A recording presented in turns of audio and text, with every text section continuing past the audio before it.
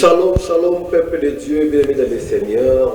Nous saluons de partout où vous nous suivez, chez vous, à la maison, partout ailleurs. C'est votre émission Pain de vie qui est conçue juste pour l'édification et l'évangélisation de l'Église corps du Christ. Et cette émission va devoir recevoir chaque fois notre invité phare qui est le révérend pasteur David Chibala, autrement dit Chibal, nous habituer à écouter la parole de Dieu pour une très bonne édification. Mais aujourd'hui, nous allons parler sur une thématique qui n'est rien d'autre que la profondeur. Profondeur. Le pasteur est déjà avec nous sur ce plateau de JM Télévision, à qui je dis bonjour pasteur. Bonjour frère, bonjour, je salue tout le monde, tous ceux qui ont l'opportunité de nous suivre dans cette émission. Soyez bénis au nom de Jésus-Christ. Pasteur, inutile même de dire que il faudrait savoir si vous allez bien parce que nous voyons déjà une bonne mine. Bon, Dieu au contrôle, je dirais Dieu au contrôle. Amen. Dieu est au contrôle. Rapidement, la thématique choisie, c'est profondeur. Le peuple de Dieu qui nous suit déjà en ce moment veut à tout prix comprendre directement c'est quoi la profondeur, pourquoi la profondeur. Voilà, merci beaucoup. Il est très important de comprendre que la vie chrétienne est une marche. La vie chrétienne est un processus. Nous commençons par l'acceptation de Jésus-Christ et nous traversons des étapes et pour aboutir à l'enlèvement. Il faut le dire clairement, il ne faut pas qu'on vive comme si on avait reçu Christ pour rester éternellement ou seulement après la mort tout s'arrêter. Non, donc il y a l'acceptation du Christ qui nous prépare à l'enlèvement. Et pendant qu'on est en train de vivre dans cette vie chrétienne, il est important de ne pas rester superficiel, de ne pas rester comme quelqu'un qui ne sait pas exactement dans quoi il est, comme quelqu'un qui ne puise pas dans ce qu'il est en train de traverser ou dans ce qu'il est en train de faire.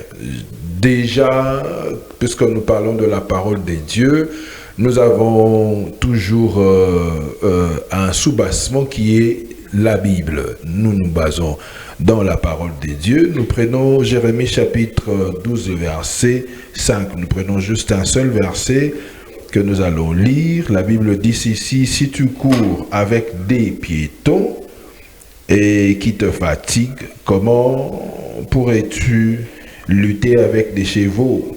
Et si tu ne te crois en sûreté que dans une contrée paisible, que feras-tu sur les rives orgueilleuses du Jourdain? C'est Dieu qui pose la question.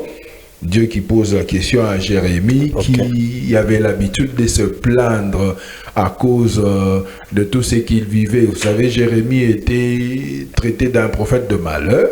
Jérémie avait, je dirais, pendant son ministère, il lui arrivait plus de prophétiser sur des choses.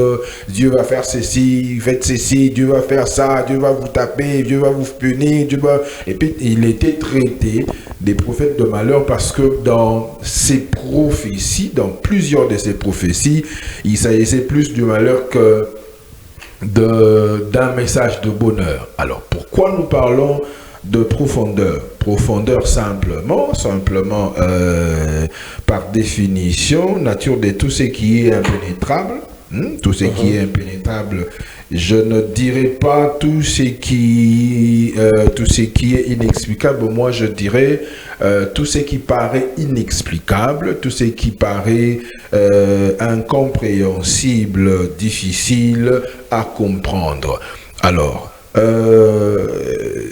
vivre la vie de manière ordinaire est un danger.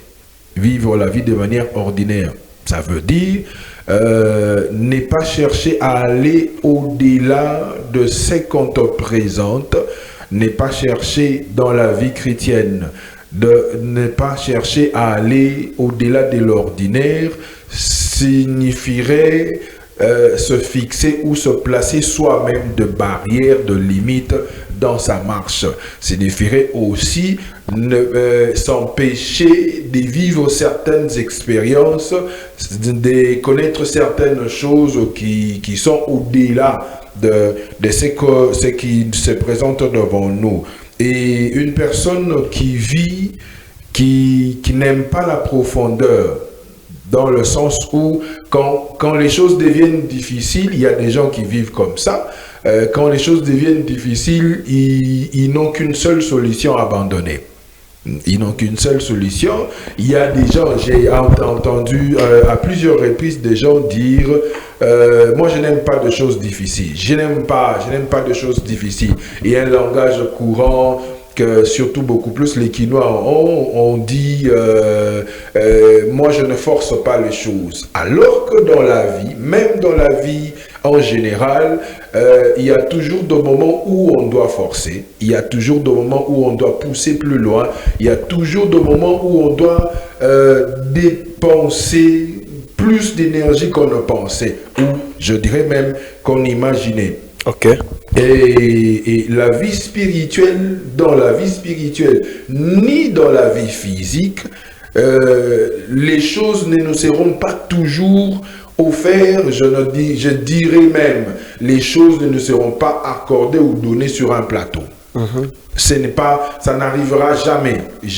Ce qui veut dire qu'il est important de chercher à puiser davantage pour obtenir certaines choses qui semblent impénétrables, difficiles, incompréhensibles. Ici, l'explication de passage que nous avons lu, Jérémie, comme je l'ai dit, Dieu est en train d'opposer devant Jérémie un dessein.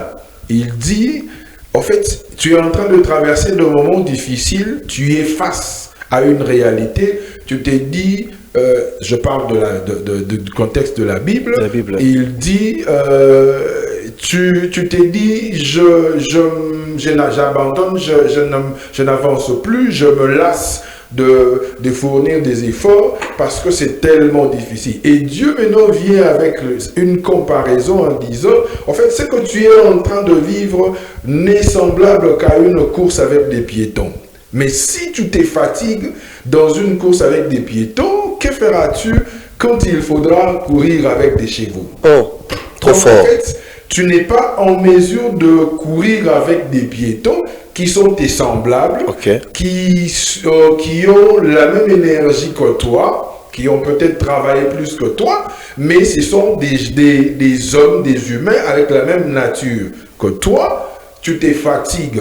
Et si on te mettait dans une course avec des animaux, des bêtes, des chevaux, ici l'illustration de chevaux veut dire ce qui est plus fort que toi. Donc, si tu rencontrais des choses plus dures, plus difficiles que ce qui est devant toi, qu'est-ce que tu vas faire? Et j'aime encore l'amplification. Dieu est en train de dire, si tu ne te sens en sûreté, que sur un terrain qui est paisible, si toi pour dire, bon, je me sens bien, seulement quand les choses vont bien.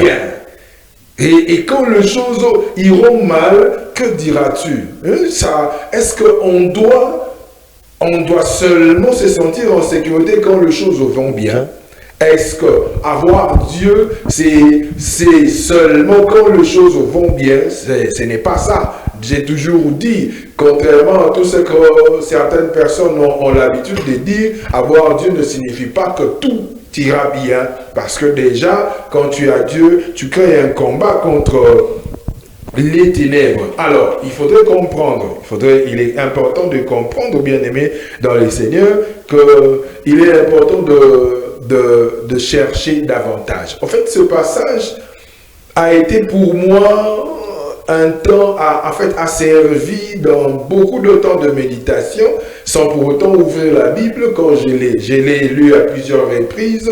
Mais pendant un moment où je traversais de moments difficiles, le Seigneur m'a fait m'interpeller chaque fois que j'étais à bout de mes forces. Je disais tout le temps, en fait, j'en ai assez de cette situation, ça a pris beaucoup de temps. Et le Seigneur me rappelait toujours, si tu ne peux pas courir avec des piétons, que feras-tu quand il faudra aller à un niveau supérieur? Donc, j'ai compris, je l'ai retenu, j'ai compris l'enseignement. C'est ça que je voudrais partager avec le peuple des dieux. En fait, la profondeur est un processus, comme je l'ai dit. La profondeur est un travail de longue haleine. C'est pas quelque chose qui vient au hasard. La profondeur n'a jamais été un fait de hasard. La profondeur n'a jamais été d'un coup de bâton magique. La profondeur n'a jamais été quelque chose qu'on peut acquérir, je dirais, en un rien de temps. Non. La profondeur est quelque chose qui se travaille pendant beaucoup de temps. Je dirais même que la profondeur, on peut vivre dans la profondeur, on peut vivre parce qu'il faut. On ne cherche pas la profondeur pour s'en acquérir et puis abandonner après. On est appelé à vivre dans la profondeur. Et quand on vit dans la profondeur, la personne qui entre dans cette démarche, il y a certaines choses que je vais énumérer ici qu'il faut comprendre, qui sont nécessaires, indispensables pour qu'une personne travaille ou marche dans la profondeur. La première des choses, avant d'arriver, de citer ces choses, il faut comprendre que c'est Dieu qui appelle à la profondeur. Okay. C'est Dieu lui-même qui appelle à la profondeur. L'exemple de Jésus-Christ dans Luc chapitre 4, la Bible dit l'Esprit le conduit dans les déserts. À l'exemple du Christ simplement, bien qu'il était 100% Dieu, il était 100% homme, mais l'Esprit de Dieu l'a conduit dans les déserts. Et la Bible dit encore dans l'Ancien Testament, il est écrit « J'appellerai ton cœur dans les déserts pour te parler ». Donc cela veut juste dire que c'est Dieu qui appelle à la profondeur. La profondeur peut se présenter de plusieurs manières dans la vie d'une personne. Ça dépend d'une personne à une autre, ça dépend de la consécration d'une personne à une autre, ça dépend de la compréhension de choses, mais en fait la profondeur peut se présenter de plusieurs manières. Ce n'est pas seulement le désert, comme ici j'ai énuméré le passage qui parle du désert, ce n'est pas seulement le désert, il y a de ceux qui traversent ou qui apprennent à entrer à vivre dans la profondeur par le désert, comme l'exemple d'Israël, l'exemple du Christ, l'exemple de plusieurs personnes aussi dans la Bible, où tu manques de ceci, tu manques de cela, tu manques de ceci. C'est pendant ce moment-là que Dieu t'appelle à comprendre certaines choses, à fouiller, à farfouiller dans ta vie et dans ta marche chrétienne pour apprendre certaines choses. En fait, l'objectif de Dieu en appelant dans la profondeur, c'est pour que l'homme apprenne des choses qui semblaient au départ dans sa vie, dans sa marche, incompréhensible. De choses, c'est pas... En fait, moi quand je ne dirais pas que j'ai puisé dans toute la profondeur des dieux, mais au début de ma marche dans la profondeur, en fait, j'ai appris certaines choses dans ma vie, dans ma marche chrétienne, des choses sur le combat spirituel, les détails je dirais, du spirituel de mes origines. J'ai appris à connaître cela à partir par l'appel des dieux. J'ai connu un moment où j'étais obligé, sans pour autant que je le demande, sans pour autant que je le veuille, j'étais obligé à me retirer, à être quelque part, dans un endroit pendant beaucoup de temps, et il n'y avait rien que la prière, rien que la prière, rien que la méditation et autre chose. J'entre dans ce que la démarche de la profondeur exige. La première chose, c'est la volonté. Ok. La volonté, parce que, en fait, il faut savoir une chose. Quand on ne veut pas soi-même marcher dans cette voie de la profondeur, personne ne va vous y forcer. Même pas Dieu. Ok. Quand on ne veut pas, j'insiste, je le répète, quand on ne veut pas entrer dans l'avenue, s'il y a une avenue qui s'appelle profondeur, s'il y a une ville qui s'appelle profondeur, quand on ne veut pas, on dit je ne veux pas, je n'entre pas. Cela ne fera pas de vous moins chrétien, mais du moins, il y aura des choses que vous n'apprendrez pas, il y aura des choses que vous n'obtiendrez pas non plus, il y aura des choses que vous ne connaîtrez pas non plus. Mais Dieu, même Dieu, ne vous y poussera jamais. Même Dieu ne force jamais. Dieu appelle à la profondeur, mais Dieu exige la volonté de l'homme. Ok. Donc ça dépend de la volonté de l'homme. Si tu dis non, tu peux dire non jusqu'à la fin de ta vie, tu n'y entreras jamais. La deuxième des choses, je le réunis en deux, il y a la patience, la persévérance et la détermination. Sans ce fruit de l'esprit, il est impossible de marcher sur cette voie de la profondeur. Parce que certainement, il y a des moments qui vont vous fatiguer. Vous allez rencontrer des choses qui vont vous pousser à abandonner, qui vont vous pousser à vous fatiguer. Si vous n'avez pas ces fruits de l'esprit, vous allez certainement abandonner parce que vous ne pouvez pas avancer dans cette avenue, dans cette rue de la profondeur, sans patience, sans persévérance, ni détermination. La quatrième de chose, la troisième de chose, pardon, c'est le sacrifice. Le sacrifice ici, je dirais, c'est indispensable et inévitable. Et le premier de sacrifice, c'est d'abord soi-même. C'est d'abord soi-même. Si on ne se sacrifie pas pour marcher dans la profondeur, pour s'acquérir de la profondeur, pour apprendre auprès de Dieu, si on ne se sacrifie pas, ça n'arrivera jamais. On n'avance pas. Si on ne sait pas aussi sacrifier certaines choses, ça veut dire abandonner certaines choses, accepter de perdre certaines choses, accepter même de se retrouver seul. Souvent, dans cette démarche de la profondeur, il faut accepter de fois de vivre dans la solitude. Parce que Dieu, du reste, ici, Dieu a besoin d'un seul homme. Dans la profondeur. La profondeur a toujours été une démarche individuelle. Dieu n'a pas besoin, même quand tu es marié, même si tu étais marié, quand Dieu t'appelle à la profondeur, Dieu appelle une seule personne. Ce n'est pas le couple. C'est pas une question de couple. Ce n'est pas ta femme. Si c'est la femme qu'on appelle, ce n'est pas son mari. Donc, la profondeur, c'est toujours individuel. Alors, il faut savoir sacrifier certaines choses. Il y a des moments où tu dois accepter d'abandonner ton mari ou ta femme quelque part pendant un moment pour puiser, pour apprendre auprès de Dieu, puisque c'est Dieu qui appelle, pour chercher Dieu, poser des questions. Parce que dans la profondeur, c'est un moment où on pose des questions. C'est un moment où on cherche, c'est un moment où on casse, c'est un moment où on brise, c'est un moment où aussi on se construit dans la présence de Dieu. La dernière des choses que je voudrais dire ici, pour clôturer sur cet enseignement, il faut comprendre, bien aimé dans les Seigneurs, les choses profondes ne s'obtiennent que dans la profondeur. Celui qui ne veut pas avancer dans la profondeur, se fixe des limites. S'empêche d'avoir certaines choses.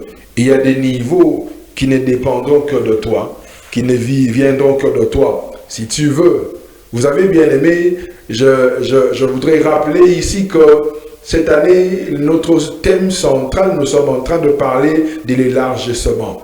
Pour s'élargir, pour se voir multiplier, il faut entrer en profondeur. Il faut connaître certaines choses. Et pour faire tomber certaines choses qui t'empêchent de t'élargir, il faut entrer en profondeur. Tu dois connaître. La Bible dit, ils connaîtront la vérité et la vérité les affranchira. Alors, pour connaître la vérité, il faut entrer en profondeur.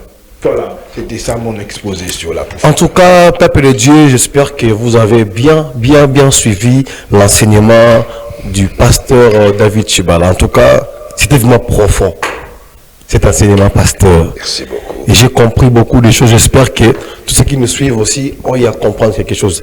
Et à ma petite compréhension, j'ai retenu que la profondeur ici, c'est une question d'aller chercher Dieu quand on se sent dans une difficulté quelconque. Quand on se dit, je veux faire ceci, cela, mais ça ne tient pas. Je ne sais comment arriver. Je vois comme s'il y a des embûches, il y a des blocages sur mon chemin. Mais là, qu'est-ce qu'il faut faire? Comme je suis humain, je ne sais comment comprendre ce qui est spirituel si je n'entre pas en profondeur pour chercher Dieu. Et comme on le dit la Bible, dans le livre de Jérémie 33:3, invoque-moi et je te répondrai les choses que tu n'as point connues.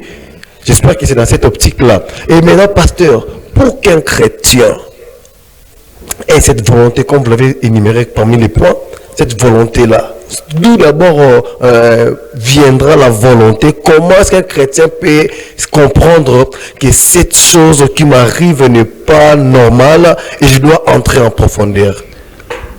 Vous savez, je vais partir sur Jérémie 33, où la Bible dit invoque-moi, je te répondrai. En fait, la bonne compréhension de ce passage explique que c'est Dieu qui vient vers l'homme. Ok. L'homme est troublé, l'homme se pose des questions. J'ai toujours dit, il ne faut pas se poser des questions, il faut poser des questions à Dieu. Parce que quand on se pose des questions, on ne trouve pas de réponses. On se pose, comment est-ce qu'on peut trouver des réponses pendant qu'on est soi-même dans une situation et on veut trouver des réponses en se posant des questions? Il faut aller au-delà. Il faut voir celui qui est capable de voir au-delà de toi, qui peut te donner des réponses sur ce que toi, tu es en train de vivre. Effectivement, en fait, il est question de chercher Dieu quand les choses ne marchent pas, dans un langage simple. Mais là, il faut le savoir. Il faut le savoir. Le désir de chercher Dieu vient de Dieu lui-même. Ok. Quand l'homme est dans des troubles et que dans son cœur, les ténèbres, je dirais, en forme de question, où il n'a pas de réponse, mais il se tourne vers Dieu. Dieu, en fait, en réalité, c'est Dieu qui attire son cœur parce que Dieu veut lui parler sur ce qu'il est en train de vivre. Et la volonté ici dont je parle, c'est juste une question de dire oui. Ok. C'est question de dire oui. Parce que Dieu peut venir vers vous. Je vous donne un exemple. J'ai reçu un cas comme ça. Une dame qui est très loin du pays, vraiment très loin. On m'a confié un cas, une dame qui m'appelle. Et puis la personne me relate ses différents rêves. Dans les rêves en question, en fait, c'est clair, mais elle ne veut pas accepter, elle ne comprend pas ça. Dans ses rêves, elle se voit toujours avec un de ses parents, pour ne pas préciser, un de ses parents qui le conduit dans leur village natal, où elle n'a jamais été, et puis qui la présente auprès d'un de ses grands-parents. Décédé. Voilà. Et en fait, il y a un lien, il y a un lien clairement, et puis il y a des moments où elle est très loin, elle voit l'un de ses parents porter ses habits de là où elle est. Wow. Elle explique la première fois, j'ai dit bon, on va entrer en prière. En fait, déjà moi j'avais compris, mais ne voulant pas directement révéler à la personne, parce que je ne connaissais pas son niveau spirituel, je voulais quand même voir comment elle va réagir dans certaines choses. On a pris du temps, elle est passée par des délivrances en ligne, comme ça on priait, et Et au bout de tout, j'ai dit, en fait, moi j'avais déjà compris, après un temps, j'ai dit, moi j'avais déjà compris le problème. Le vrai problème, c'est la personne qui te conduit dans le village. Et elle-même me pose la question, pasteur, vous voulez dire que mon parent là est dans la sorcellerie. Je dis, c'est vous qui le dites. C'est la même chose que j'ai rencontré. Voilà. Je lui ai dit, c'est vous qui le dites. Mais en fait, pour elle, le problème c'est quoi? C'est cette même personne qui l'a emmené à accepter Christ. C'est la personne qui l'a amené à l'église, qui l'a forcé même à aller à l'église. Vraiment. Donc, c'était difficile pour elle d'accepter. Mais Dieu, en venant chercher la clarté de choses spirituelles, Dieu te montre maintenant, au-delà de ce que toi tu pouvais voir. Maintenant, la volonté, le oui là, pour avancer. Parce que pour faire tomber cette chose, il faut dire oui. Tu acceptes qu'en fait, ce n'est pas une personne qui est venue me relater, mais Dieu est venu te le dire. Mais si tu dis non, je n'accepte pas, et puis la personne a coupé comme ça, et ne m'a plus rappelé, et parce que juste j'ai dit, bon, en fait, elle a compris qu'en fait, pour elle, j'ai traité un de ses parents des sorciers. Alors que ça ne venait pas de moi. La personne a refusé d'avancer dans la volonté, donc sa volonté n'a pas dit oui. Et elle s'est arrêtée là. Père pasteur, parce que la technique nous signale déjà que nous tendons vers la fin, et par rapport à ce que vous venez d'exposer, j'ai vite compris que pour que cette volonté-là ait vie, si je peux le dire ainsi, pour que la personne puisse dire oui à Dieu, par rapport à l'appel de Dieu, il faudra aussi être spirituel. Parce qu'on risquerait de faire comme Samuel, quand il était encore jeune, Dieu l'appelait, mais il ne savait comment répondre. Il croyait que c'était son père, Élie. Ça, c'est une très bonne précision. En quelques minutes. Déjà, cette profondeur-là, je parle aux chrétiens. Je parle aux chrétiens. Si, déjà, pour prendre le cas de Samuel, quand Samuel a entendu la voix de Dieu, il n'a pas compris. La personne qui était mature, qui connaissait la profondeur de choses de Dieu, lui a dit, quand on t'appelle, si tu entends encore, dis oui, Seigneur, parle. En fait, cette personne a permis à Samuel d'ouvrir la porte à Dieu. Donc ça veut dire, c'est lui qui n'est pas chrétien, qui semble voir certaines choses. À cette personne, il faut l'emmener à accepter Jésus-Christ comme Seigneur et Sauveur, d'abord, et puis maintenant procéder à cette démarche de la profondeur. Sinon, ça serait un danger. Sinon, ça serait un danger. Même Dieu, quand Dieu révèle certaines choses, quand Dieu vient ouvrir, donner la lumière de certaines choses au cachet à un homme, Dieu rend l'âme de cette personne capable de supporter ces choses. Sinon, ça serait un danger. Et Dieu ne crée pas de danger dans ce sens-là dans la vie des hommes. Pasteur, en 30 secondes, quelle conclusion pouvez-vous dire à ceux qui nous suivent en ce moment? Dans les Seigneurs, clairement, ne vivez pas en étant superficiel. Ne vivez pas surtout la vie chrétienne. Et je dirais même en fait, s'il faut aller avec des langages un peu simples, je dirais, soyez spécialistes, soyez des initiés, soyez des gens qui puisent en profondeur, qui cherchent davantage, mais qui ne vivent pas en subissant de choses, en acceptant tout ce qui se présente. Ce n'est pas quand c'est difficile qu'il faut abandonner. Quand c'est difficile, il faut forcer davantage. Parce que quand tu vois quelque chose de difficile, ça veut dire derrière le difficile, il y a quelque chose qui s'est caché. Donc il faut puiser encore davantage. C'est ça que je voudrais donner comme message en résumé au peuple de Dieu qui nous suivent maintenant. Merci beaucoup, pasteur. Ça a été vraiment une profondeur, cet enseignement. Merci beaucoup. J'ose croire que tous les peuples qui nous ont suivis ont eu à comprendre et nous avons appris la profondeur et nous irons de profondeur en profondeur en cas de couac sur notre marche chrétienne. Mesdames et messieurs, chers téléspectateurs, bienvenue dans le Seigneur. Nous voici arrivés à la fin de ces numéros d'aujourd'hui et nous disons merci à ceux qui étaient derrière la caméra. Nous voyons à la réalisation et à la régie directement notre frère James Pianza et la technique a été assurée par celui qu'on appelle Arouchalia, qui est le directeur, le DT. Et quant à moi, je vous retrouve très prochainement, toujours avec le révérend pasteur David Tchibala du ministère chrétien La Vie de Dieu. Au revoir.